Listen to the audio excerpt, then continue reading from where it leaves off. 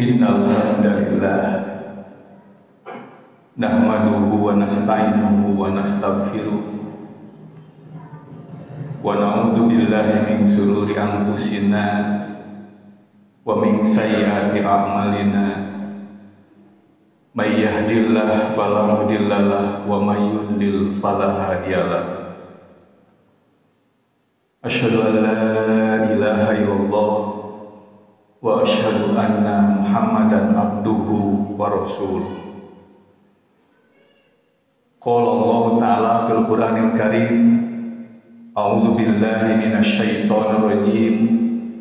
Ya ayyuhalladzina amanu taqullaha wal tanzur nafsum ma qaddamat lighad wattaqullaha innallaha khabirum bima ta'malun.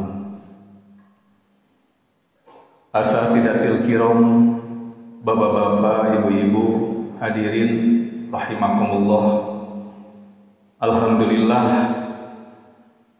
saparantosna urang sadayana manjatkeun puji sinareng syukur ka Allah Subhanahu wa taala anu parantos maparinan kanikmatan ka urang sadayana sehingga dina wengi nu ayeuna urang sadayana masih dipaparinan kasempetan oge kagiatan pikeun teras ningkatkeun kualitas iman, ilmu, oge amal soleh urang sadayana. Anu mana dina kesempatan ayeuna simkuring kenging pancen di panitia dina raraga pembukaan kembali program ta'rif sareng tafhim Al-Qur'an. Memang dina hadis nu diriwayatkeun ku Imam Al-Bukhari dina Kitabul Iman, Rasulullah sallallahu alaihi wasallam kantos ditaros, ya Rasulullah, wahai Rasulullah, ayyul amali afdal.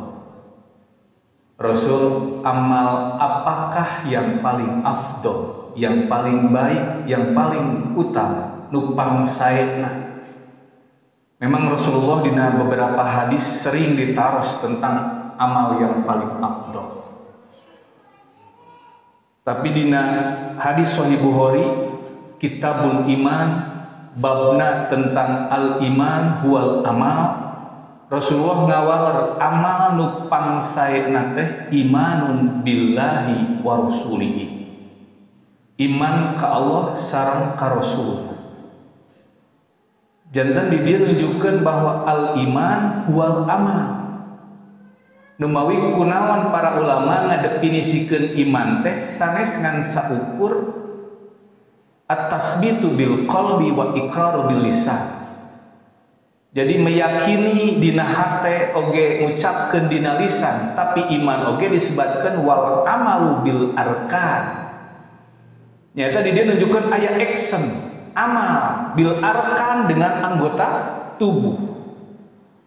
Numawi Rasulullah SAW nalika ditaros ayul iman ayul amali afdal, amal naon paling utama, Rasulullah ngawalana teh iman.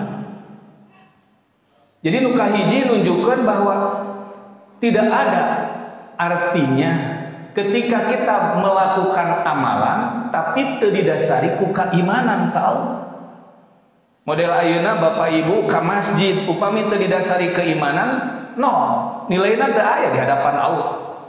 Tapi upami urang tinggawitan angkat ti bumi ka masjid, ya Allah, terus nyebatkeun ya Allah ge eta teh nunjukkeun punya keimanan ka Allah.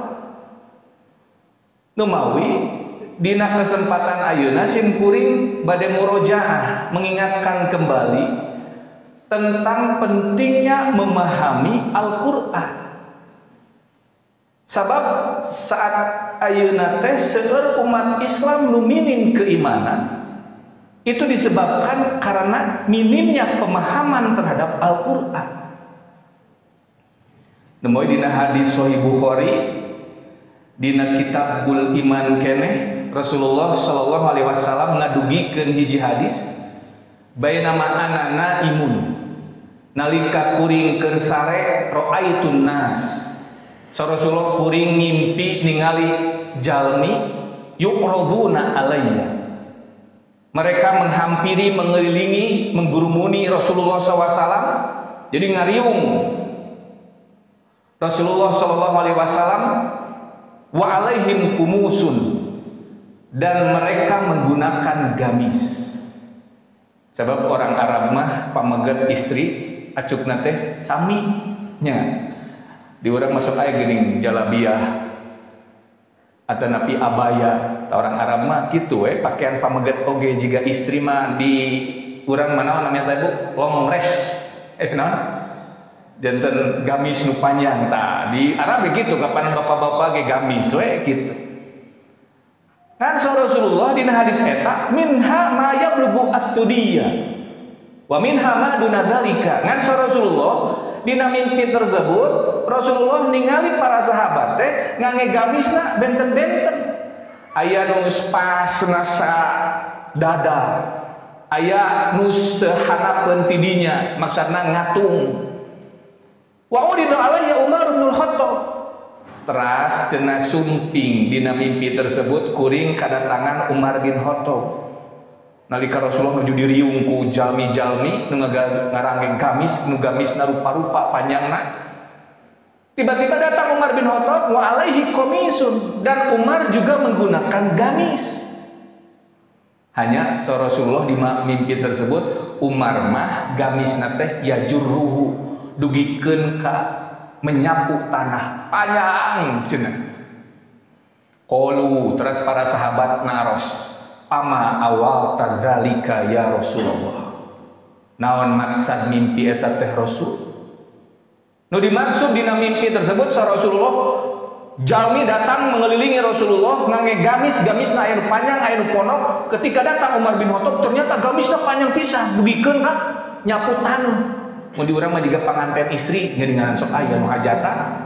Duka ti mana mimitina nya Bu? Aya di Banjaran gitu? Aya. Seueur lah, tadi duka ti mana tah nanaonan deui. Nepikeun kain sabaraha meter teh di parangku ti tukang nanti.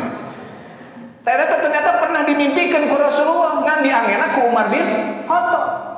Para sahabat kan harus Rasul naon maksud mimpi tersebut? Qala Rasulullah menjawab, nu dimaksud mimpi tersebut ad-din adalah agama, keimanan setiap manusia. Jadi gamis rupa-rupa teh aya nu panjang aya nu pondok, pang panjangna Umar bin Khattab tak gamis eta teh nunjukkeun keimanan setiap manusia itu berbeda-beda.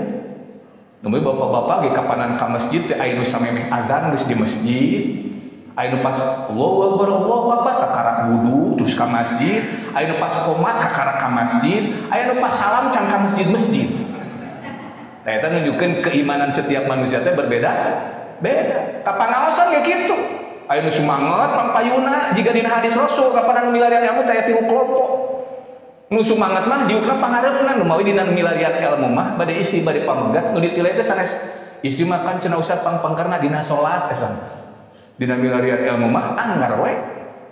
Gitu soal para ulama mah siapa yang paling depan, bukan siapa yang paling belakang. Ngan di urang mah terus aya speaker, mata di luar we gitu. Tadi teh keimananna teh rupi-rupi.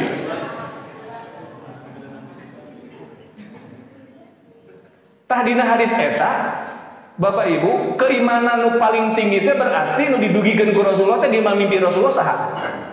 Umar bin Khattab. Jadi Umar bin Khattab mah dikenal sahabat yang paling tinggi keimanannya. Numai Umar bin Khattab mah punya gelar nage naon? Al-Faruqnya. Naon Bu Al-Faruq teh? Pembeda, pemisah. Jadi Umar bin Khattab yang bisa memisahkan, membedakan mana yang hak, mana yang batil. Abi keimanannya boro-boro sahabat dinariwayatkan setan wae sieun. Kunaon keimanan paling tinggi? Duikeun ka Rasulullah SAW nyebatkeun dina hadis sim kuring mah sering ngaduikeun hadis ieu teh. Dalam sim kuring mah kadang-kadang ya Allah Umar juga kitu, luar biasa sim kuring man di belah manaeun Umar. Paingan Rasulullah nyebatkeun la tasubbu ashabi. Janganlah kalian mencaci maki sahabat-sahabat.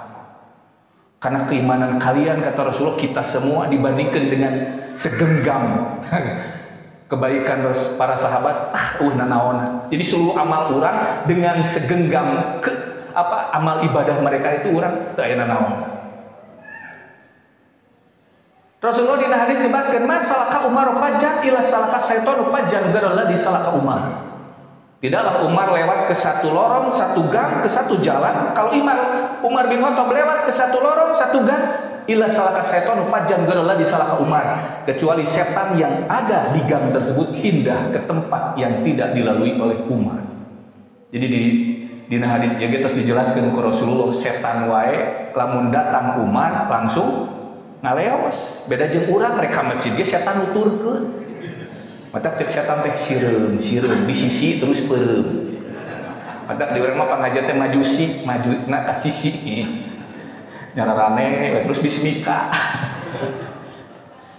Umar mah ngaliwat ka gang wae setan pindah. Urang mah rek ngaji rek salat setan nuturkeun. Matak di urang mah rek salat ge Allahu Akbar. Segala inget eta teh. Allah duit hanapeun bantal sieun kepanggih ku pamajikan. Jadi teu-teu mah teh husu salat teh. Umar mah luar biasa keimanan. Bahkan di riwayat mah Rasulullah sallallahu alaihi wasallam nalika nuju kempel sareng istri-isina di Mina, isi-isina ngempel. Bu, ibu-ibu pami ngariung kempel biasana naon nu dilakukeun? Lamun ngariung sok naon? Oh enggak gosip itu bapak-bapak. Ngalobrol.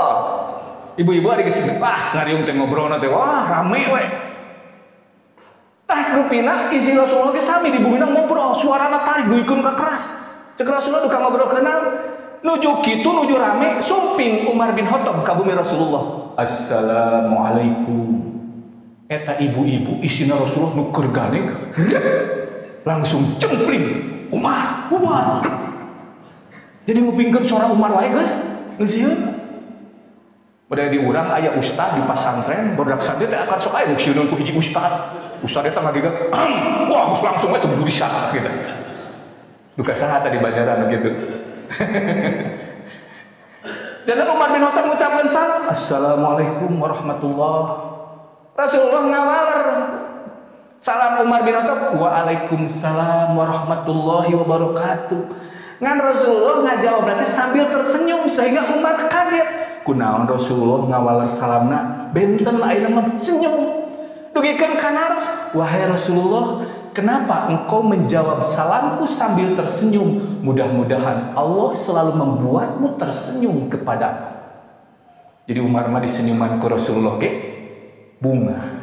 Ajak kunaon Rasulullah SAW dina hadis la tahkirunna minal ma'ruf walau antal qau akhaka biwajhin talqin. Jangan menganggap enteng dari setiap kebaikan. Kan kullu ma'rufin sedekah. Rasulullah di hadis jangan menganggap enteng dari setiap kebaikan walau antal qau, walaupun engkau bertemu akhaka dengan saudara kamu biwajhin talqin dengan wajah berseri. Jadi ibu-ibu, bapak-bapak lamun papangi jeung dulur teh kahade senyum, ieu mah camutut we. Nu mawi ahli psikologis mah ayeuna tos nyebatkeun ciri jelema nu boga masalah di antarana teh nu kahiji dicabut wajah berserina. Jadi sok sanajan ayeuna aya parawan make make up, di shadow, di lipstick, lamun boga masalah mah anger ka ciri teu geulis manyun we. Sok we ayeuna ningali mata jelema nu boga masalah mah kuceng we wajahna teh, wajah perang papangi jeung sasaha teh. Manyun we. Eta teh Rasulullah SAW nu mawi Umar bin Khattab mah bunga disenyuman ku Rasulullah. Ku Rasulullah teh diwalan, wahai Umar. Jadi menyebabkan Rasulullah senyum teh Rasulullah, tadi sebelum Anda datang ke sini, tuh ibu-ibu di sini sedang ribut ngobrol, duka ngobrol kenalan. Mendengar suaramu langsung senyap. Makanya aku menjawab salammu sambil senyum. Jadi nggak ada gikeun Umar wae. Langsung eta Umar ngupingkeun kitu langsung pangadeg. Bari langsung ka isi Rasulullah ngambek. Wahai perempuan-perempuan musuh-musuh Allah, apakah kalian lebih takut kepadaku dan kalian tidak takut kepada Rasulullah? Jadi menurut ariku Umar menisieun, ariku Rasulullah teu sieun. Jadi Umar bin Khattab mah teu ningali sasa sabab didinya aya putrina Umar namina Hafsah isi Rasulullah. Jadi Umar teh ngambek, ariku urang sieun, ariku Rasulullah Henteu, jadi tengah hargaan. Dia nunjukkeun kecintaan Rasulullah Umar terhadap Rasulullah, tengah hargaan ari ka Umar sieun, ari ka Rasulullah teu sieun. Nu ngawalar teh kapanan di antara teh istri Rasul nu paling sepuh Ummu Salamah. Benar Umar, kami lebih takut kepadamu daripada Rasulullah, karena Rasulullah lebih lembut daripadamu. Tah eta teh Rasulullah mah di bumina ibu-ibu gandeng ge cali we. Berarti lamun ayeuna aya bapak-bapak, ibu-ibu gandeng di imah budakna ceurik, gandeng sia. Tah jiga. Teh jiga Rasulullah nu kitu teh. Ai seperti Rasulullah mah gitu we. Rasulullah mah lembut menghadapi istri, menghadapi anak. Tah pertanyaanna teh Bapak Ibu, kunaon Umar bin Khattab keimananna begitu luar biasa? Dugikeun ka Umar bin Khattab ketika beliau menjadi khalifah. Tahun sabaraha khalifah? Umar jantan khalifah tahun berapa? Halo? Sejarah Islam ya teh? Sejarah PKI ini Arafah 30 September aduh ditarong-tong wae filmna. Adana mah film Umar ge di Paluter kapanan? Bu, tahun sabaraha? Nya leres tahun mah tah. 13 sampai 23 Hijriah. 13 dugikeun ka 23. Jadi sabaraha tahun? Tapi Umar bin Khattab hampir menguasai setengah dunia, dikuasai ku Umar harita. Tahun 15 Hijriah wae Umar sudah menguasai Arab sebelah utara. Tahun 16 tos ka Asia, Pakistan, Afghanistan dikuasai ku Umar. Tahun 20 Hijriah waktu terjadi Taun Amwas. Taun teh wabah penyakit yang menular dan mematikan. So para ulama disebutkan taun teh penyakit yang menular dan mematikan. Disebutna taun. Diurang dihubung-hubungkeun kamari teh hadis eta teh jeung Kopin. Kopin mah di beunah kamari rame pangramena. Sapersis digana teh. Di Amerika narelepon. Wah, di luar negeri ge leres ustaz eta di beunah heueuh jeung kuring teh. Dikopinkeun. Tapi kapanan teu aya nu dugikeun ka marawat nya.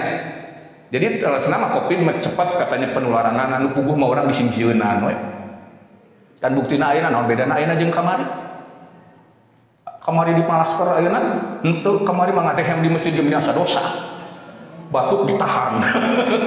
Keur Kopin mah sagala we jadi tersangka. Polisi wae sieunun keur nilang ibu-ibu bersih acih umpat polisi ge kapan. Tahun mah sanes sapatos Kopin tadi jadi dugikeun ka Gubernur Amwas harita ngantunkeun Mughirah bin Syu'bah, sahabat Rasulullah. Janten tahun mah enjing-enjingna teu damang, sontenna maot ngantunkeun. Sontenna terkena penyakit, enjing-enjingna ngantunkeun. Kitu we. Dikirim tabib, mulai nama dokter kalah kakak tarepaan maraot. Nu diutus Amr bin As.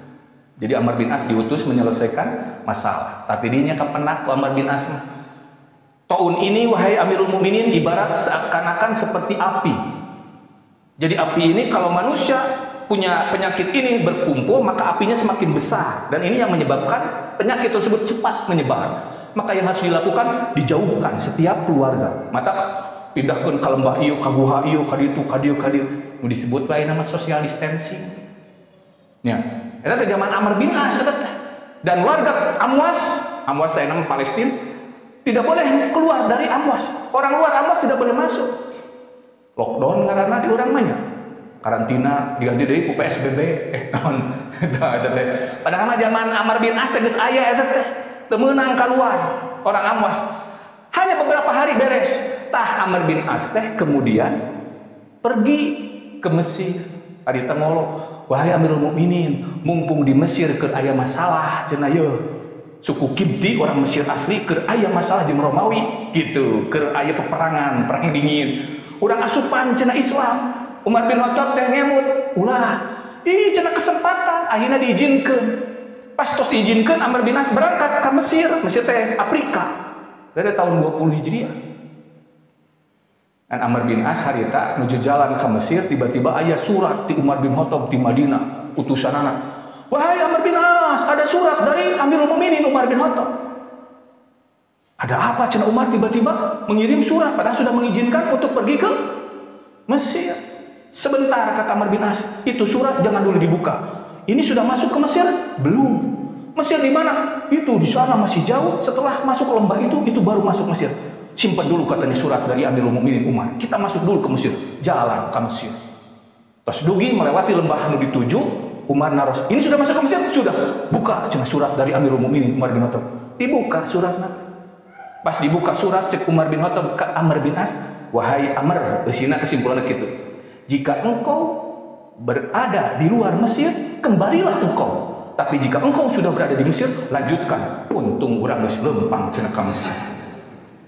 Maka Mesir menjadi Afrika pertama kali yang dikuasai oleh Khalifah Umar bin Khattab. Dugikeun ka Tunis, Maroko, ka Spanyol, ka Eropa eta teh zaman Umar bin Khattab.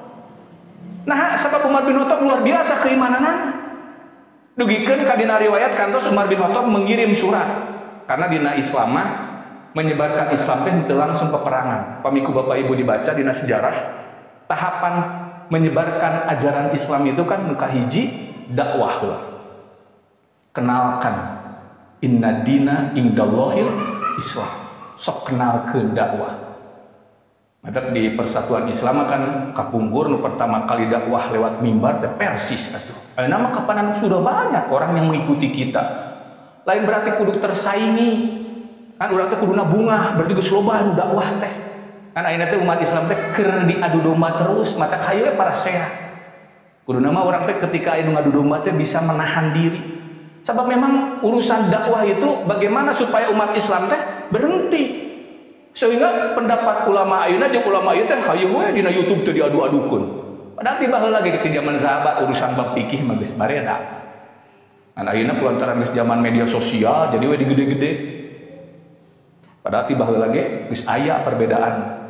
Moy perkawis dakwah mah di dia nunjukkeun bahwa kita bagaimana bisa merangkul, memahamkan tentang ajaran Islam. Dipayun sim kuring ngatos ngadugikeun tentang masalah komunikasi dina dakwah. Sabab di urang teh dugikeun ka aya nu naros ka sim kuring, Ustad kunaon dakwah di Persis ayeuna mah benten sareng dakwah kapungkur. Kumaha gitu? Sim kuring mah teu apa cek baheula. Nya baheula muncul wah keras, tegas dan lain sebagainya. Sim kuring waktu sarita masih kena Ustaz Sidik Allah yarham naros, Pak kunaon cete Persis ayeuna benten? Ustaz Sidik ngajelaskeun. Fir'aun wae jeung Harun ngadakwahan Fir'aun, Nabi Musa sareng Nabi Harun.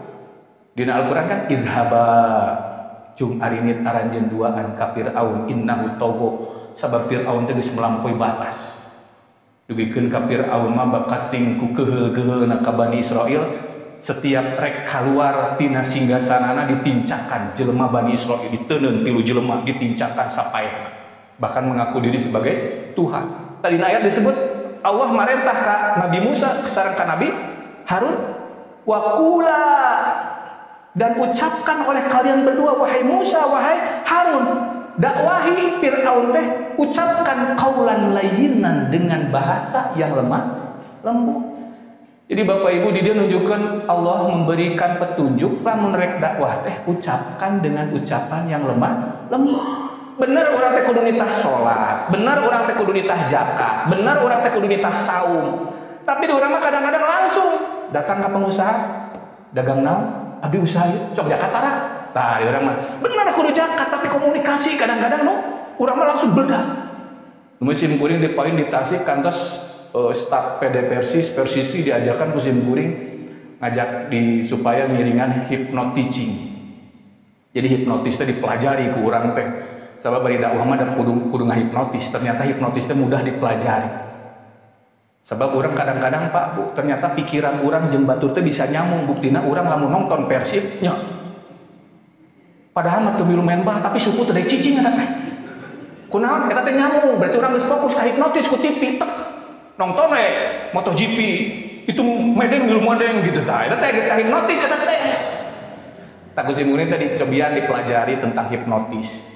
Batur mah dipelajari teh keur nipu supaya batur duitna bisa kacopot. Mata ayeuna loba geuninganan wah ku katipuan online geuninganan investasi dan lain sebagainya. Eta teh geus kahipnotis sabenerna mah. Tak otak orang teh dimanfaatkan hipnotis teh untuk teaching teh ngajar berdakwah. Terus yang kuring ngade NLP, Neuro Language Programming, bagaimana bisa mengelola sel neuron. Jadi orang teh kumaha sangkan bisa menyampaikan ilmu teh nepi ulangan saukur nyampaikan. Sebab orang mah tujuanana dakwah jihad, lain yang duit. Jadi orang nepikeun ka urang teh saukur nyampaikan kumaha sia we rek ditarima rek henteu oge. Tapi bagaimana supaya apa yang kita sampaikan tersampaikan. Tadi orang teh dakwah teh gitu, zakat. Salat atuh. Puasa henteu. Jadi di orang teh seueur kitu. Aya awewe gadis neng nyieunkeun nomor HP. Di pasihan mah. Tadi orang teh juga kitu dakwah teh. Langsung tek tek tek tek. Bener kudu sedekah, bener kudu salat, bener kudu kitu, bener kudu. Tapi metode nu peryogi teh. Kantos jadi dia nunjukkan Pak dakwah itu harus berkomunikasi. Sim kuring ke sebuah kampung didinya pengusaha hungkul sim kuring kadinya. Ke di Garaweng ada melantas sim kuring kadinya ngobrol-ngobrol. Asep teh di mana? Di Tasik yuk ngobrol. Kapungkur di mana sekolah di dieu. Oh di Mesir eta ke di Garaweng kabeh pagawena Pak caricing termasuk si Pak Hajina. Di Mesir Asep teh di Mesir kumaha ngobrolkeun bab Mesir resepkeun kapana dibere dongeng mah tah. Kadi teh nate ku sim Pak di Mesir itu para pengusaha yang hebat itu mereka orang-orang kaya itu yang bagus keislamannya. Ternyata Pak setelah saya tanya-tanya rahasia sukses mereka itu para pengusaha itu mereka tidak pernah lupa zakat. Nah, siap zakat teh itu berarti can apa lu? Terus ditepikan ku sih berita zakat teh Pak kieu atuh kumaha Bapak ieu geus lila usaha tara zakat keun menu atos mah atos ayeuna Bapak upami hoyong jiga pengusaha di Mesir kaluarkeun zakat atuh sia pangetangkeun cenah ieu dietang ku sim kuring kamanakeun cenah ieu zakat aya tah ieu jelaskeun ku sim kuring tiasa dititipkeun ka PJ 3 bulan sim kuring kadinya deui digabrung Pak Asep nuhun ayeuna Bapak keuntungan tos 300%. Alhamdulillah eta teh Pak dakwah. Jadi di dieu Pak buka hiji tahapan dina menyebarkan Islam dakwah ngan metode nu peryogi kurang dipelajari teh. Di urang mah kadang-kadang langsung we dek. Memang kedah eta teh tegas teh, tapi carana kedah luwes. Kumaha carana? Dengan cara komunikasi. Nu kadua, tahapan kalau mereka sudah dikenalkan Islam tidak mau, maka tahapan kedua dengan cara bayar jizyahnya. Kapungkur kan gitu tahapan teh. Bayar jizyah. Ini Islam itu agama yang paling baik, yang paling benar di sisi Allah. Jelaskeun ajaran Islam kan ayeuna ge seueur para ilmuwan teh nu masuk Islam teh kulantaran ningali kana Al-Qur'an jeung hadis. Lain ningali jelemaana dan ningali jelemaana mah teu pikabitalieun atuh da. Ongko Islam mabok. Ongko Islam korupsi, ongko Islam teu ditiung. Jadi teu pikabital. Tapi ketika disodorkan ajaran Islam, nih kenali Al-Qur'an, kenali hadis, mereka mau masuk Islam. Teori Big Bang saja, ayeuna surat Al-Anbiya ayat 30 kunasa ditulis terjemahna bahasa Inggris. Nah, itu teh bukti bahwa pemahaman terhadap Al-Qur'an perlu. Ketika sudah dikenalkan Islam itu, maka mereka tidak mau masuk Islam, baru bayar jizyah. Upeti aya namanya, pajak aya nama. Mata kelamun orang negakeun syariat Islam sebenarnya pajak majang non muslim, da orang Islam mah ngaluarkeun zakat gitu. Aya urang mah zakat maya, pajak kudunya. Jadi dua pada malah menerapkan syariat Islam orang teh entos we zakat hungkul. Tah Bapak Ibu, ketika nu kadua bayar jizyah tidak mau, neme tahap katilu dengan cara diperangan. Jadi Umar bin Khattab ketika menjadi khalifah teh kitu heula, dakwah heula. Lamun mung bayar jizyah, perangi. Tak kisah nu terkenal mah waktu Umar bin Khattab mengirim surat ke raja Romawi. Di mana Roma itu Bu? Di Madinah dikirim surat ke Romawi di Roma.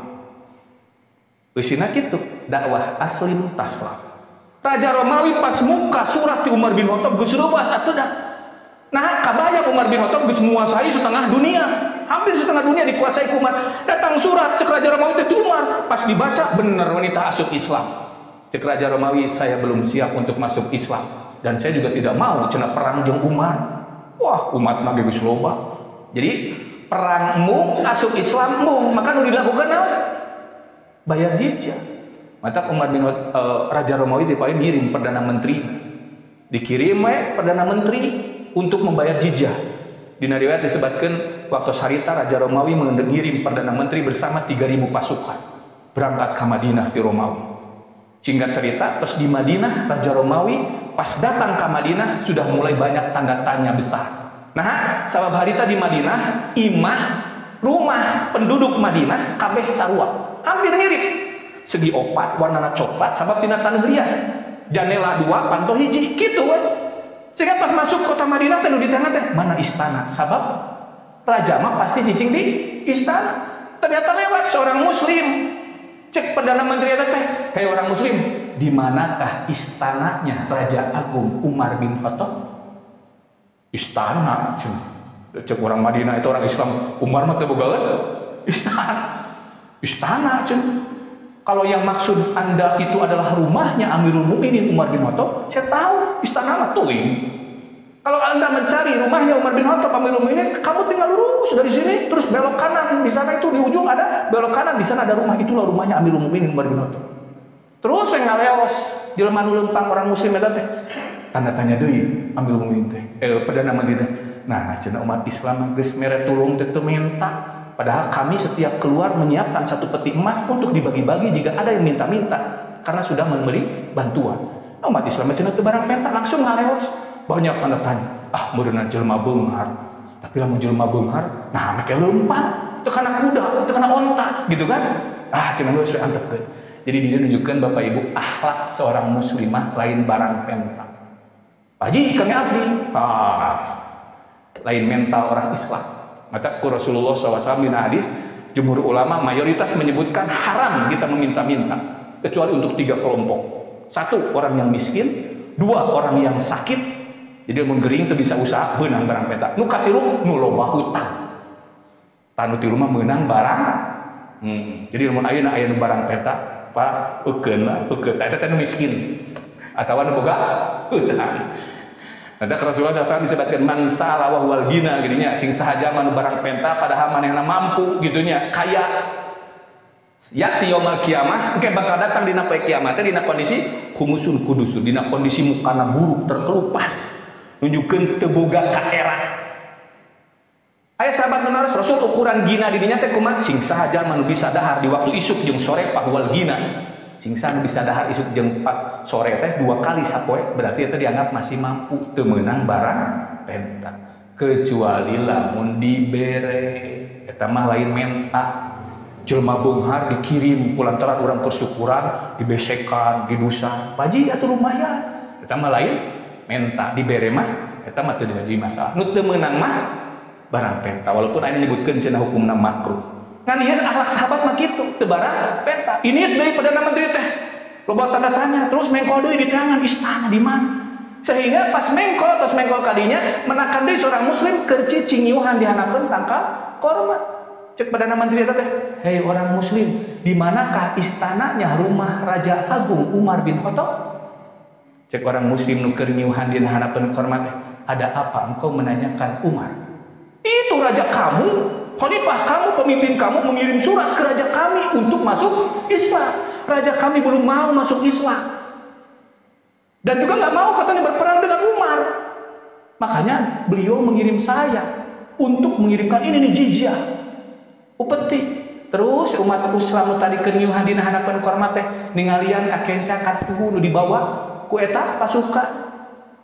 Cek geus kitu teh. Tahu enggak di mana kata istananya rumah Raja Agung Umar bin Khattab? Sarjami muslim tadi ngiuhan terus ngadeg teh, "Bagaimana jika orang yang di hadapan kamu ini adalah Umar bin Khattab?" "Benarkah aku Umar bin Khattab?" "Benar, aku adalah Umar bin Khattab." Langsung Perdana Menteri ngajal tina kudana menghadap ke Umar terus langsung syahadat masuk Islam. "Asyhadu an la ilaha illallah wa asyhadu anna Muhammadar Rasulullah." Cek Umar, kakaragin ada ngaran Umar masuk Islam. "Kenapa Anda mendengar nama saya tiba-tiba masuk Islam?" "Wahai Amirul Mukminin, sudah lama saya mendengar kebesaran namamu yang bisa menguasai dunia. Bahkan di Romawi itu mendengar namamu saja sudah ketakutan. Ternyata begini," katanya seorang khalifah, "engkau duduk sendirian di bawah pohon kurma. Sedang apa wahai Amirul Mukminin engkau duduk di bawah pohon kurma?" Saur Umar bin Khattab teh, "Tadi baju saya kotor, kemudian saya buka, kemudian saya cuci sendiri, kemudian saya jemur, menunggu itu baju kering, saya menunggu di bawah pohon kurma. Jadi acukna Umar sabariji. Sabariji Bu? Ari ibu sabariji? Rek ngaos wae meningkat lila milihan baju na lomari. Ieu pernah, ieu asa butut. Oh itu teh. Jadi Umar bin Khattab dugikeun ka kitu Pak. Cek Perdana Menteri teh, engkau mencuci sendiri, tidak punya pelayan, tidak punya pembantu. Engkau di sini duduk sendirian, tidak punya pengawal. Saur Umar bin Khattab, aku tidak punya pembantu, aku tidak punya pelayan, dan aku pun tidak punya pengawal. Pengawalku hanyalah Allah. Mata sim kuring ka dia sorangan, Pak. Ustaz teh dikawal, Allah kepanan pengawalna, tiga Umar we tuturkeun hiji-hiji nu bisa gitu. Tidinya saat Perdana Menteri, karena inilah aku masuk Islam. Jadi ningali khalifah meureunang di baju dihanapkeun tangkal korma sorangan. Ieu khalifah juga kieu pemimpin. Cok ayeuna ningali pemimpin urang, Pak. Jadi dia nunjukkeun bagaimana kehebatan Umar bin Khattab keimanan. Pertanyaan teh Pak, apa yang menyebabkan Umar bin Khattab keimanannya tinggi? Di antara teh ternyata Umar bin Khattab adalah sahabat yang paling paham terhadap Islam, Al-Qur'an dan hadis. Dina hadis sanes Rasulullah SAW dina hadis Sahih Bukhari kene kitabna tentang kitab ilmu. Nu tadi mah kitabul iman. Umar bin Khattab gamisna paling panjang, berarti keimananna paling tinggi. Dina kitab ilmu. Jadi dina Sahih Bukhari teh bab pertama teh kan kitab tentang badul wahyi ila Rasulillah, tentang bab wahyu nu pertama turun ke Rasulullah. Kitab nu kadua tentang bab iman, nu katilu tentang kitab ilmu. Tadina kitab ilmu Rasulullah ngadugikeun deui hadis tentang kisah Umar. Naon menyebabkan Umar keimananna tinggi? Rasulullah nyebatkeun dina hadis baina anana imun. Nalika kuring keur sare cenah utitu bi qadahi minal laban. Kuring cenah dipasihan sagelas susu. Qadah teh bejana gitunya. Mun di urang mah gelas, muk, cangkir gitu. Pasyaribtu. Terus ku kuring cenah diinum. Ngan Rasulullah, ketika aku meminum air susu di mimpi tersebut ternyata teu kaluar hatta yakhruju min adfarik, dugikeun ka tina kuku-kuku teh terus kaluar nepikeun kawareg Rasulullah teh, sehingga Rasulullah tidak mampu meminum semua susu di mimpi tersebut. Summa aqaitu fadli, kemudian aku berikan sisa susu tersebut Umar bin Khattab kepada Umar bin Khattab. Disebut deui ta Umar bin Khattab. Para sahabat naros deui pama awal tahu ya Rasulullah. Naon maksud mimpi eta teh Rasul? Qala Rasulullah ngawal al ilm. Nu dimaksud susu dina mimpi tersebut adalah ilmu. Jadi Allah teh Bapak Ibu masihan susu dina mimpi teh marupikeun ilmu. Jadi begitu banyak Allah memberikan ilmu ke Nabi Muhammad, begikeun ka Nabi Muhammad tidak mampu menerima semua ilmu ti Gusti Allah. Jadi sanajan eta seorang nabi tetap tidak mampu menerima semua ilmu dari Allah, sehingga Rasulullah diberikan sisa susu kepada Umar. Berarti Umar dikenal sahabat yang paling paham terhadap Al-Qur'an. Nemawi dina kitabul iman Umar dikenal sahabat yang paling tinggi keimanan. Dina kitab ilmu ternyata Umar yang menyebabkan tinggi keimanannya adalah dia yang paling paham terhadap agama, terhadap Al-Qur'an. Namun Bapak Ibu di dia menunjukkan bahwa orang telah ngerasa cukup dengan ilmu yang sudah kita miliki. Kemudian pada ayat kajian deui dibuka tentang bagaimana kita mengenal memahami ayat Al-Qur'an. Kan kurang terus katingali ayeuna umat Islam teh seueur teu paham kana agama. Boro-boro ayeuna kamari wae hasil penelitian geuninganan hasil UTS di sebuah daerah 80% anak-anak siswa hasil tes PTS pelajaran agama 80% siswa-siswi teu bisa babacaan sholat. Kabayang 80% teu bisa babacaan sholat. Paingan ku Rasulullah disebutkeunnya ketika ayeuna aya pamimpin urang teu paham kana azan nepikeun ka kudu diatur volume toa. Kan cenah ustaz teu disebutkeun azanna oke. Heuh kapan nyebutkeunana ge 5 waktu atuh 5 waktu mah di masjid naon atuh? Ayo lain azan. Jadi dia nunjukkan di urang mah masih kene loba, termasuk di antara pemimpin urang can ngarti tentang agama Islam. Kemudian pemimpin urang baheula dibandingkan lebih baik kidungnya. Ayeuna disuruh ciga dibandingkan jeung gonggongan anjing, mata ngeri. Padahal tentang azan itu luar biasa para sahabat mesin kuring nu mawi ti payun sok ngadugikeun komo upami ngabimbing haji umroh upami ziarah di Madinah serta acan ka Masjid Quba ngalangkungan Masjid Bilal bin Rabah mesin kuring sok didugikeun tah bagaimana para sahabat mengenal memahami tentang makna azan di urang ge sarua kadang-kadang mengadengikeun azan teh jiga pamimpin urang matak boro-boro hayang sarolat da babacaan salat nage teu arapal teh teh priyogi ku urang teh teh. Jadi dia nunjukkan bahwa PR orang untuk mendakwahi siswa-siswi orang. Nu sakola di umum aduh pelajaran salat teh nomor sabaraha. Bilal bin Rabah mah kana Bapak Ibu dina kitab Al-Isti'am nu disusun ku Imam Ibnu Abil Bahr. Atau nabi aya oge dina kitab Tarikh Damaskus, sejarah Damaskus. Nu disusun ku Ibnu As-Sakir atau nabi dina kitab Bidayah wa Nihayah nu disusun ku Imam Ibnu Katsir. Di dinya dikisahkan bagaimana azan terakhir Bilal. Kan waktu Nabi Muhammad gantunkeun Bilal bin Rabah teu mampu untuk melanjutkan azan. Sebab di masjid Rasulullah jasadna kelihatan ku Bilal. Sehingga namanya ngucapkeun asyhadu anna Muhammadar Rasulullah, Bilal nangis teu mampu. Sehingga Bilal tidinya pamit ka Khalifah Abu Bakar Asy-Siddiq. Aya beberapa riwayat aya dilibatkeun Bilal muncul urang mah basa-basi hayang eureun jadi muazin. Di antawisna riwayat nu kahiji ka Abu Bakar Bilal naroskeun, "Wahai Abu Bakar, bukankah Rasulullah pernah menyampaikan bahwa amal yang paling baik, amal yang paling baik itu adalah jihad fisabilillah?" Saudara Abu Bakar, "Benar. Kenapa engkau bertanya begitu wahai Bilal?"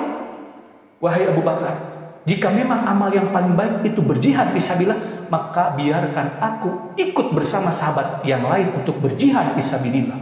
Saudara Abu Bakar, "Wahai Bilal, jika engkau ikut berperang bersama yang lain, berjihad bersama yang lain, lalu siapa yang akan menjadi muazin?" Maka saudara Bilal, "Wahai Abu Bakar, biarkan aku menjadi muazinnya Rasulullah sallallahu alaihi wasallam saja, bukan muazin yang lain." Aya riwayat eta, aya riwayat nu sanes.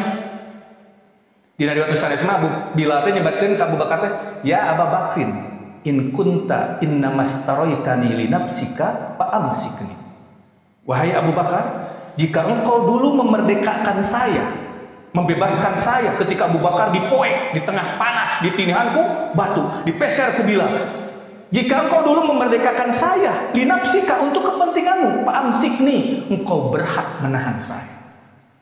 Berarti saya belum bebas, belum merdeka, ulah kaditu kadir. Tapi wa in kunta innamastaraitani lillah. Tapi jika engkau dulu memerdekakan saya ketika saya sedang dijemur, ditindih batu karena Allah, maka padakni wa amalulillah. Berarti lepaskan, biarkan aku untuk beramal karena Allah, berjihad fisabilillah. Saudara Abu Bakar, "Wahai Bilal, dulu aku memerdekakan kamu lillah karena Allah." Tidinya Pak Abu Bakar berhenti menjadi muazin, berangkat berjihad nyebarkan ajaran Islam, dugikeun ka akhirna Bilal menetap di daerah Homs di Sam, ayeuna mah jadi Syria. Tah Bilal bin Rabah teh Pak di dinya we cicing imahna teh pindah ti Madinah teh. Nyebarkeun Islam dakwah we di dinya, nyebarkeun ajaran Islam. Bertahun-tahun dugikeun ka Abu Bakar Siddiq nyantunkeun Umar jadi khalifah, teu pernah balik deui ka Madinah. Balik deui ka Madinah teh setelah Bilal mengalami mimpi bertemu dengan Rasulullah. Dina mimpi tersebut seakan-akan Rasulullah teh negur ka Bilal, "Ya Bilal, wa ma hadzal jafar." Jadi dina mimpi tersebut suara Bilal Rasulullah negur kasih ka kuring cenah. Mujib bahasa orang, "Hei Bilal, kemana saja? Selama ini engkau sudah lama tidak mengunjungiku." Maksudnya ziarah ka makam Rasul. Bilal langsung hudang, reuas, deg-degan. Alah, cenah pepenak jeung Rasulullah, nya kuring tegas lila tidak berziarah ke makam Rasul. Enjingna Pak Bilal langsung ka Madinah. Jadi disaprak harita pamit ka Abu Bakar, Bilal terus nyebarkeun ajaran Islam, balik deui ka Madinah setelah bertahun-tahun. Nu diudang teh ka Madinah teh makam Rasulullah ziarah, ayeuna mah janten Raudhah. Kadinya Bilal terus we dina Bidayah wa Nihayah terus cenah dituturkeun kedua orang pemuda. Pas tos mengungkapkan rasa rindu ka Rasulullah di makam di dinya. Akhirnya Bilal ningali ka pangkeureun aya dua sosok pemuda. Saur Bilal teh, "Wahai dua pemuda, siapakah kalian berdua ini?" Cek kedua pemuda itu tersebut teh ngajawab, "Wahai pamanku Bilal, akulah Hasan dan Husain." Pap cucuna Rasul. Mupingkeun eta Hasan dan Husain pangling berenang da 3 leutik keneh ditinggalkeun. Pas pernah geus pamuda dirangkul. Sono geus lila teu pernah. Narangis duaan teh. Dari riwayat sanesna di Nabi Daya Mani Hayam terus Umar bin Khattab. Wahai Bilal, kemana saja engkau sudah lama tidak datang ke Madinah. Tah dina percakapan eta teh akhirna Hasan dan Husain meminta ka Bilal, wahai pamanku Bilal, maukah engkau saat ini untuk kembali mengumandangkan azan sebagai pengobat rasa rindu kami berdua terhadap Rasulullah kakek kami? Bilal nangis, tidak mampu menolak permintaan dua cucu Rasulullah. Saur Umar teh, wahai Bilal, aku pun rindu kepada Nabi Muhammad. Maukah engkau saat ini kembali azan? Ini disebut azan terakhir. Datang waktu sholat, Bilal memenuhi keinginan dua cucu Rasulullah. Pas datang waktu sholat, langsung naik ke tempat biasa, dia azan. Pas dikumandangkan azan, Allahu Akbar, Allahu Akbar. Semua penduduk Madinah berbondong langsung nuker lumpat, nuker lempang, nuker ngobrol, ngupingkeun azan Bilal. Allahu Akbar, Allahu Akbar. Ini suara Bilal. Nu kabayang teh lain Bilal, ini adalah sosok muadzin yang dulu pernah memandangkan azan ketika Rasulullah masih ada. Langsung dari cicing. Pas dikumandangkan asyhadu alla ilaha illallah. Penduduk Madinah, bener ya Bilal. Langsung pala lompatan ke Masjid Nabawi. Nukur dipasang, nukur lompat. Bahkan dalam riwayat sanesna ibu-ibu nu dikeun di imah ge kalaluar, perempuan nu dipingit ge kalaluar. Pas dugi ka Masjid Nabawi teh, wah benar Bilal, ini benar Bilal. Pas dikumandangkeun asyhadu anna Muhammadar Rasulullah. Bilal pecah deui tangisanna emut ka Nabi Muhammad. Waktu itu semua penduduk Madinah nu aya di Masjid Nabawi nangis, pecah tangisanna. Pagaruguk we. Dina riwayat disebutkan Umar lah yang tangisannya paling keras. Pertanyaan teh Bapak Ibu kunaon sahabat ngupingkeun asyhadu anna Muhammadar Rasulullah make nangis. Itu menunjukkan mereka paham tentang makna azan. Bagaimana perjuangan asyhadu anna Muhammadar Rasulullah. Bagaimana perjuangan Nabi Muhammad. Mata para sahabat nangis ngupingkeun Nabi Muhammad. Jadi perjuangan luar biasa pemahaman terhadap azan. Ada ayeuna umat Islam ngadenge azan teh Allahu Akbar, Allahu Akbar. Persib euy main. Aduh.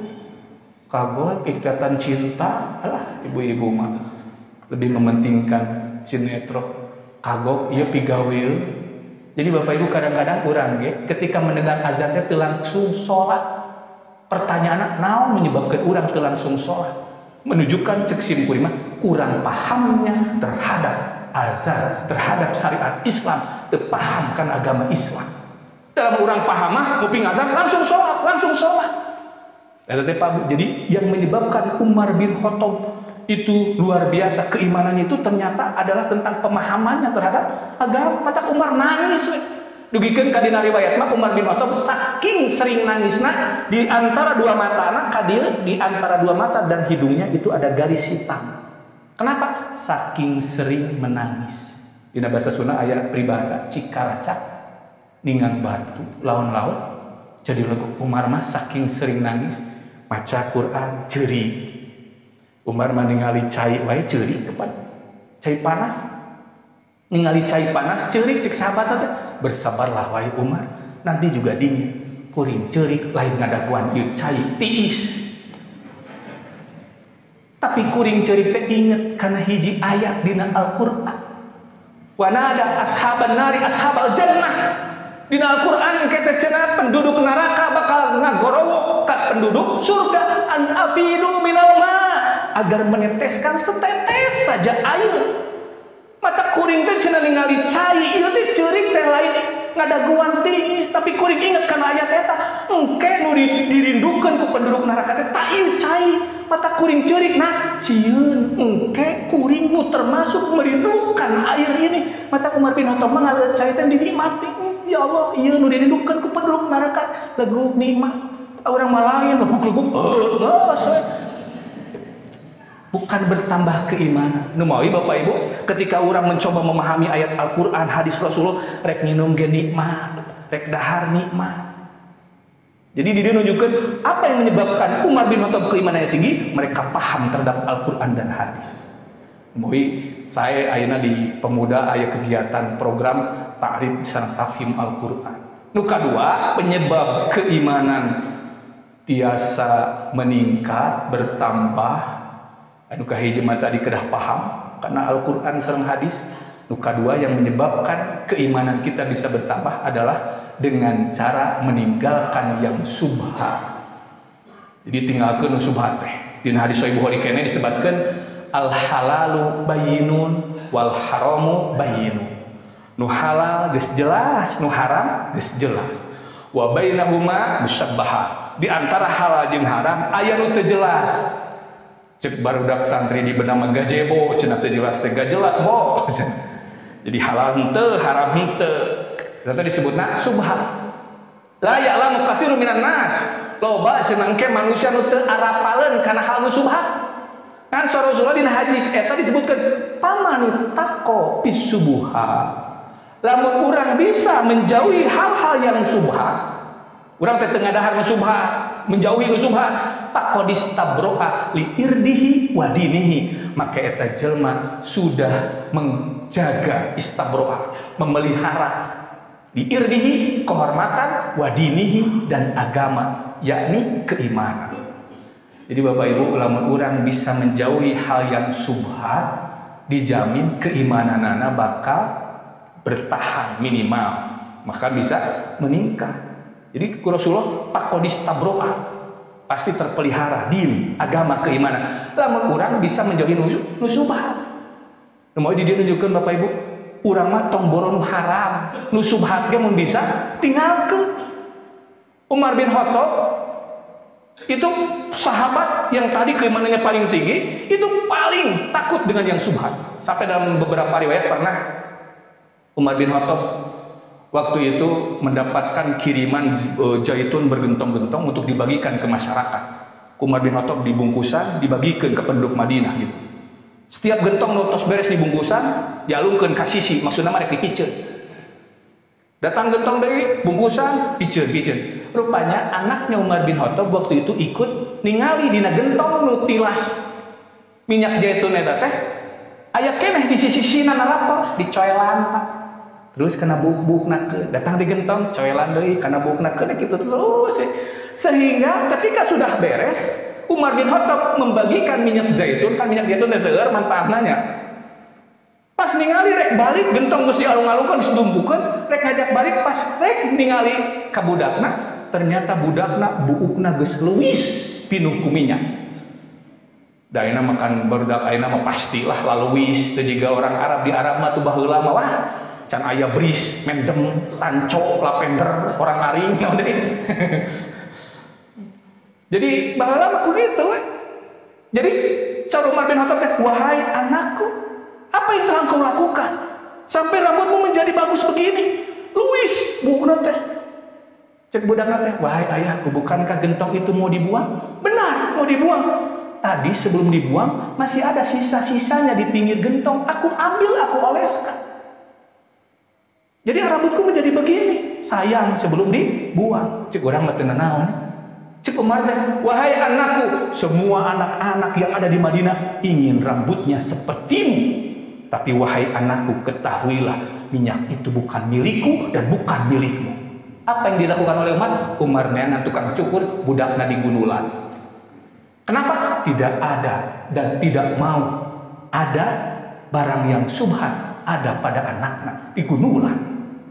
Jadi dinunjukkan Umar bin Khattab luar biasa. Bahkan suatu ketika Amr bin As di Mesir ngirimnya bongkahan batu tapi wangi-wangian. Jadi wangi-wangian tina batu di Mesir mah aya. Eta teh direnos, lebetkeun kana botol, ples dicaian. Seungit eta teh. Umar bin Khattab kantos kenging hadiah ti Amr bin As dibagikeun ka masyarakat. Miwarang ka isina, "Wahai istriku, carikan perempuan yang siap nu ngabeulahan ieu batu wangi-wangian engke pikeun dibagikeun ka masyarakat." "Wahai Amirul Mukminin, suamiku, daripada engkau menyuruh orang lain harus diburuhan, mending ku saya cenah peperian kuring teu bisa mere, keun kuring cenah ngabatuan." "Ya sudah cenah kalau kamu mampu." Isina langsung ngetrekan eta batu dibungkusan. Umar bin Khattab ngareos berangkat. Tos Umar bin Khattab beres ngalakukeun tugasna, balik deui ka imahna. Naros ka isina, "Wahai istriku, apakah sudah dilaksanakan tugasmu?" "Sudah, aku sudah bagikan." Terus Umar tegek diuk gigireun isina, "Wahai istriku, kenapa wangi-wangian ini masih aku tercium?" "Wahai suamiku, tadi ketika abdi cenah keur netehan batu eta teh bubukna napal dina ramo, daripada dicuci aku ulaskan ke bajuku, ke kerudungku gitu, jadi kana jilbab kana sagala, makanya wanginya masih ada." "Wahai istriku, itu wangian bukan milik aku dan kamu." "Buka." Dibuka, kita cuci bersama-sama. Dicuci kuduaan. Geus dicuci teh diangseut kacium keneh pawatan di taneuh. Geus di taneuhan dicaian deui. Setelah tidak tercium, kakara dijemur. Itulah kehati-hatiannya Umar. Ari urang kanu subhat teh nya, ieu nu saha teuing, ieu nu saha teuing, lebar belewek ku eta teh. Jadi bisa jadi itulah yang menyebabkan keimanan kita kemudian menurun. Kan sesering mati urang lamun ka parasmanan undangan. Pruk ngabarang geus sasarima teh, "Mangga cenah ngaleungeut parasmanan." "Kapanan nu ngulem teh Pak?" "Ngulem 1000, daging 1000, endog 1000, ieu 1000, ieu 1000." Urang ningali dagingna saeutik, laleutik dihandapkeun sangu hiji, luhur sangu hiji. Ningali bubuahan, siepkeun hiji kana kantong hiji, ibu-ibu mah komo walah. Ningali teh. Tadi si ibu-ibu di dieu. Henteu jeung ada ibu-ibu di dieu mah teh jauh beda. Kahade eta teh nya, lamun urang disebut kan bukil. Disebut haram mesti dipersilahkeun. Anu dipersilahkeun teh kapan anu halal teh meunang hiji. Kumaha lamun urang teh nyanak 2, eta teh jatah batur. Berarti urang sudah memakan nu haram, tapi da geus dipersilahkeun. Mata haram lain halal, henteu jadi nu halal nu hiji. Mata kieu teh kedah priyogi tah. Cau ningali jeruk aralus euy wah eta teh. Jadi dinunjukkeun kedah hati-hati Pak. Mending kene urang mah ada undangan atuh hayang dahar wareg mah ini teh sorangan, masa sorangan di imah. Imah kadang-kadang jadi kesempatan gitu, ngamplopna pangleutikna deui. Memang teu aya apanya pada ngamplop ageng gitu da anu panginten nu nikahkeun mah dina walimah mah erek sodaqoh intina ge. Ngan ketika nu hajat rek sodaqoh, urang ge kudu inget ka batur nu diundang nu datangna terakhir komo keur kopi mah di sesi, urang sesi pertama wah mak. Keluar ti undangan teh jadi dia menunjukkan Bapak Ibu bahwa ternyata yang menyebabkan umat Islam saat ayeuna kunaon keimanana turun teh bisa jadi ternyata nu kahiji mah teu pahamkan agama, nu kadua urang mah boro-boro menghindari nu subhat. Kadang-kadang nu haram ge digabres. Sim kuring mah sok emot selain kena kisah Umar bin Khattab teh karena kisah Abi Kudama, Abi Dujana. Abi Dujana teh sahabat Rasul.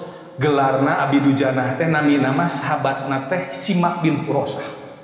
Sahabat anu gugur Simak bin Hurosah teh anu ngabela Rasulullah ketika perang Uhud. Jadi tameng Rasulullah ketika Rasulullah perang Uhud teh kan hampir kalah. Nah, yang melindungi Rasulullah itu kan di antawisna teh Abu Dujanah. Di depan Qatadah. Jadi di hadapan Rasulullah Qatadah. Yang melindungi Rasul dari belakang Abu Dujanah, Simak bin Hurosah. Tah kisah tentang Abi Dujanah teh Bapak Ibu Simak bin Hurosah teh tentang yang subhat teh ketika kisah setiap beres sholat subuh Simak bin Hurosah Abu Dujanah tarawihidan. Jadi assalamualaikum leos. Jika mayoritas umat Islam ayeuna assalamualaikum leos. Boro-boro hayang sholat sunat wiridan gitu kaburu. Ini sahabat ahli Uhud. Jadi dia pemberani, bahkan di riwayat perang Uhud pedang Rasulullah dicepenganana ku Abu Dujanah. Rasulullah dugikeun ka ngacungkeun pedang. Siapakah di antara kalian yang siap memegang pedangku dalam perang saat ini dan melaksanakan hak-hak pedang ini? Hamzah paman Rasulullah maju ka payun teu dipasihkeun ku Rasul. Dugikeun ka tilu sahabat maju teu dipasuhkeun. Tiba-tiba Abu Dujanah teu langsung ka payun, tapi Abu Dujanah harus, "Wahai Rasulullah, apakah hak pedang itu?" Kata Rasulullah, "Siapa yang siap melaksanakan hak pedang ini, yaitu dengan cara siap membantai, menebas orang-orang kafir ketika berhadapan dengan pedang ini, ditebas dengan sekeras-kerasnya." Saur Abi Dujanah, "Kalau memang itu hak pedang, saya siap melaksanakan tugasnya." Abu Dujanah langsung kapengkar, digentos imamah nu beureum. Saur para sahabat disebutkan, kalau Abu Dujanah sudah menggunakan imamah warna merah, maka tidak akan ada orang yang siap berani menghadapi. Tah sahabat nu sanes kaget, Hamzah tuh dipasih. Sahabat-sahabat nu terkenal ke di Pasihan, nah ke Abi Dujana di Pasihan, diikuti Abu Dujana. Ternyata ke perang Uhud Pak, orang kafir Quraisy hampir kalah. Nah, Abu Dujana dituturkan cing kumaha cenah Abu Dujana ngalaksanakeun hakna. Ternyata benar setiap datang orang kafir ditebas begikeun ka pedang Rasulullah bengkok-bengkok dalam riwayat. Kan kulantaran eta pasukan pemanah turun jadi we diudah. Eta teh Abu Dujana langsung melindungi Rasul. Tak Abu Dujana teh Bapak Ibu ketika setiap sholat subuh teh tara kabur wiridan sehingga Rasulullah membuat tanda tanya. Kunaon cenah Abu Dujana setiap beres sholat subuh teh boro-boro ngadoa ka Allah wiridan ge henteu balik-balik. Iji mangsa Rasulullah teh penasaran, pas penat jeung Abu Dujana ditaros. Wahai Abu Dujana, saya perhatikan engkau setiap beres sholat subuh engkau langsung pulang. Apakah kamu tidak ada kebutuhan hajat kepada Allah sehingga kamu setiap beres sholat subuh langsung pulang? Kenapa para sahabat lain beres sholat itu berdoa kepada Allah? Apakah engkau tidak punya hajat? Terbuka keperluan ke Allah? Akhirnya Abu Dujana ngadegikeun, wahai Rasulullah, kenapa aku setiap beres sholat subuh langsung pulang? Wahai Rasulullah, aku ini memiliki tetangga, di mana tetangga saya ini berdekatan dan di depan rumahnya memiliki pohon kurma yang menjulang ke atas. Dan pohon kurma tersebut tidak berbuah, selalu berbuah. Setiap malam ketika datang angin, itu pohon kurmanya selalu berjatuhan dan masuk ke rumah saya, ke depan rumah saya, ke atap rumah saya berjatuhan. Wahai Rasulullah, aku ini orang miskin. Wahai Rasulullah, kami ini, keluargaku ini sering kelaparan, tidak makan. Sehingga aku setiap beres sholat subuh segera pulang ke rumah untuk apa? Memungut itu kurma milik tetangga saya, kemudian aku berikan kepada tetanggaku, karena itu bukan milikku. Kenapa aku segera pulang? Takut ada keluargaku yang keburu bangun. Wahai Rasulullah, pernah suatu ketika engkau mungkin sholat subuhnya Rasulullah rada panjang, pas pulang rada lami, rada siang. Pas sampai di rumahku, Rasulullah, anakku ada satu yang sudah bangun, dia sedang memungut kurma karena kelaparan, kemudian dia sedang memasukkan kurma ke dalam mulutnya. Aku lari Rasulullah, kemudian aku setelah dekat, aku bukakan mulutnya, kemudian aku ambil lagi kurmanya. Kenapa? Aku bilang kepada anakku, wahai anakku, janganlah kau permalukan kelak ayahmu di hadapan Allah gara-gara ayahmu tidak bisa memberikan makanan yang halal kepadamu. Rasul, anakku nangis karena kelaparan, tapi wahai Rasulullah, aku tetap ambil karena ini bukan milik saya. Aku masukkan ke tas, ke kantong, kemudian aku berikan kepada tetanggaku. Tapi itu Bapak Ibu, para sahabatnya pantesan keimanan luar biasa, karena ternyata mereka sangat hati-hati dengan hal-hal yang subhan. Mudah-mudahan namun kusin kuring didengikeun ieu aya hikmah sareng manfaatna sehingga ngajakeun motivasi kami urang sadayana sakan urang semakin semangat dina teras memahami agama Islam, syariat Islam melalui program nu tadi takrib sareng tafhim Al-Qur'an, sehingga mudah-mudahan semakin bertambah memahami ayat Al-Qur'an maka bertambah keimanan urang ka Gusti Allah. Sakitu rupina tiasa didengikeun, aku qouli hadza wastaghfirullah li wa lakum wal afu minkum rabbana la tuzigh qulubana ba'da idh hadaitana wa hab lana min ladunka rahmah innaka antal wahhab rabbana hab lana min azwajina wa dzurriyyatina qurrata a'yun waj'alna lil muttaqina imama rabbana atina fid dunya hasanah wa fil akhirati hasanah wa qina adzabannar. Wassalamualaikum warahmatullahi wabarakatuh.